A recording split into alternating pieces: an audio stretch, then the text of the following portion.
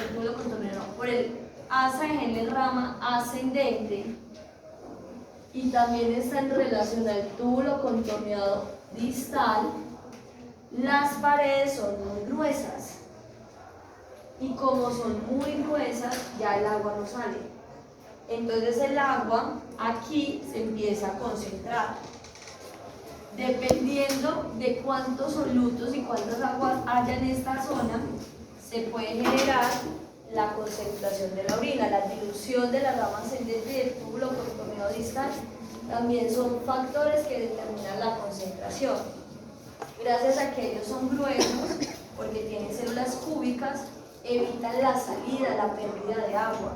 Entonces la orina aquí se empieza otra vez a diluir, porque empieza a haber más líquido, ya el líquido no sale, sino que se queda aquí.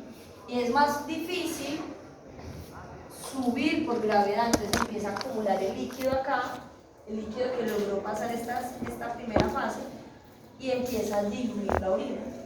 Entonces también va a depender de esa capacidad de dilución de la rama ascendente y del túbulo contorneado. Y por último, depende de las hormonas. Una pregunta. ¿Dónde hay más concentración de solutos? ¿En la médula o en la corteza? En la médula. En la corteza no se genera casi reabsorción por concentración de solutos. Acá puede haber solutos. Y es que el túbulo contorneado proximal casi siempre está en la corteza, porque se continúa en el corpúsculo. Pero de aquí migran hacia la médula.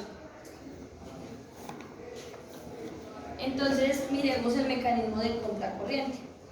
Bueno, acuérdense nuevamente los dos tipos de nefrona. La nefrona yuxtamedular genera una concentración, concentra más la orina por encima de la osmolaridad del plasma, saca más líquido porque las paredes son más delgadas. Y las corticales reabsorbe cloruro de reabsorbe sodio. cloruro de sodio y es impermeable al agua. La rama ascendente. Entonces vamos a ver esto para poder entenderlo mejor. Entonces, ¿qué pasa en el mecanismo de contracorriente?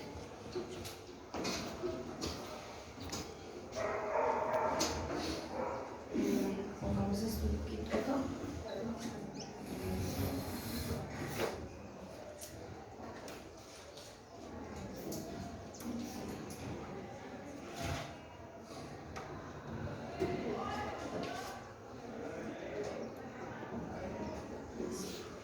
Entonces el mecanismo de contracorriente se va a dar en el asa de Henle.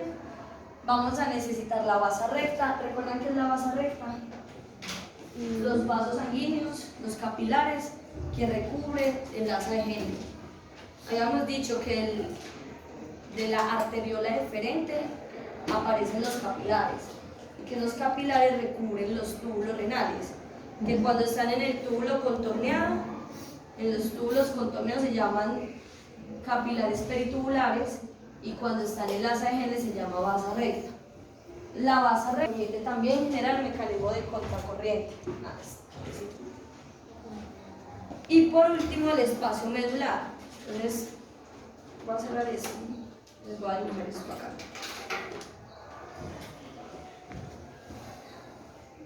Resulta que ustedes saben que es un medio isotónico, hipertónico e hipotónico. Sí. Listo. Entonces,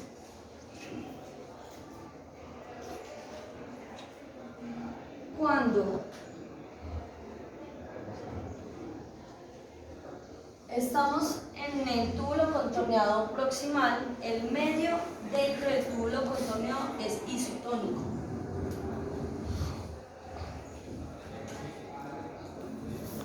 ¿Qué quiere decir isotónico? Tiene igual adentro que afuera. Que es igual la cantidad de solutos dentro del túbulo contorneado como por fuera. ¿Por qué es igual? Porque es isotónico.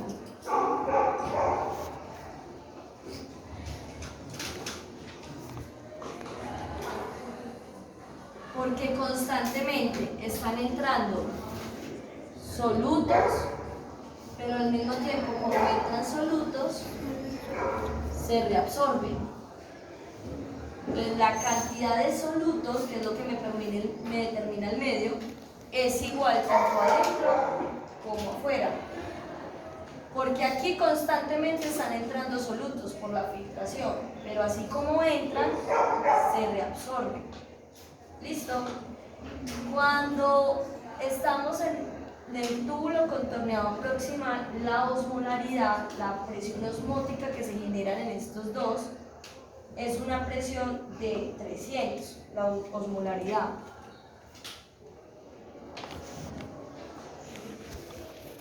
Entonces, tanto adentro como afuera, la cantidad de solutos me genera una osmolaridad de 300. Entonces, se mantiene equilibrada los solutos. Acá entran solutos, pero como se reabsorbe, y si se reabsorbe esto, ¿por qué no se llena y se llena de solutos? Porque tenemos los capilares periculares.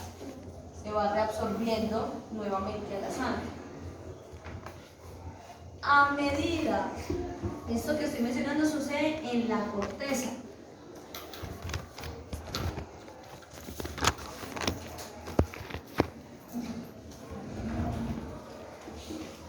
Debajo de la corteza tenemos la médula.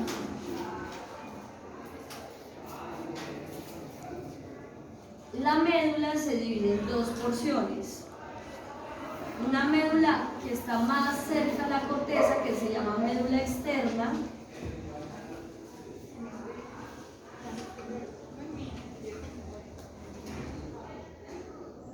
y otra que está más adentro, que es la médula interna.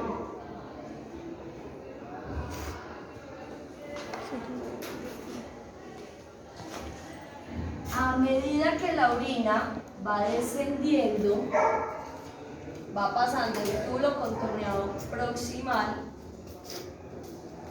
hasta el asa de Henle, la presión osmótica empieza a aumentar dentro del túbulo contorneado proximal. Acá lo teníamos en 300 y antes de pasar a la médula aumenta a 350 en comparación a la parte externa. Entonces los solutos empiezan a concentrarse en el interior de la nefrona. ¿Por qué aumentó la concentración de solutos? Porque aquí no se reabsorben solutos. ¿Listo? Entonces, se filtra la sangre, me genera una orina primaria y esa orina primaria tiene muchos solutos. Cuando llega la orina primaria al túbulo contorneado proximal, el proceso de reabsorción permite mantener un medio isotónico. Tanto adentro como afuera tienen la misma osmolaridad. Cuando esa orina llega al asa de Henle, se empiezan a almacenar, a concentrar los solutos, porque el asa de Henle ya no hace la absorción de solutos. Entonces lo que logró pasar se empieza a concentrar y eso hace que la osmolaridad aumente dentro de la nefrona en comparación de afuera. ¿Listo? Si la presión es mayor adentro que afuera, ¿qué tendría que hacer el agua? ¿Hacia dónde va? Entraría. ¿Pero por qué no entra? Porque las paredes son gruesas, entonces no puede ingresar por ósmosis. ¿Listo? El asa de Henle entonces ya pasa a la médula. Vamos a hablar de las nefronas yuxtamedulares, que son las que penetran hasta la médula interna.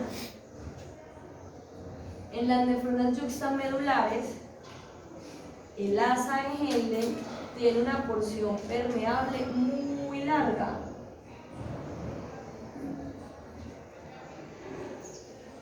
Las paredes son muy delgadas en una gran porción del asa de Henle, tanto en la rama descendente como la ascendente. Entonces, ¿qué pasa? A medida que el asa de Henle se va introduciendo a la médula va empezando a conservar mayor cantidad de solutos. Entonces aquí empiezan a concentrarse solutos. ¿Dónde vamos a encontrar la mayor concentración de solutos? En la médula interna.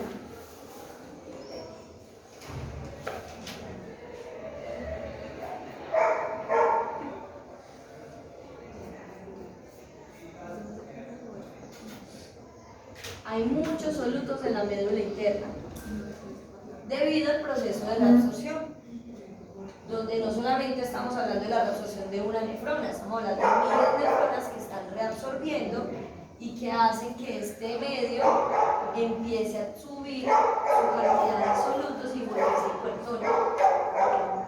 Entonces, cuando la orina empieza a viajar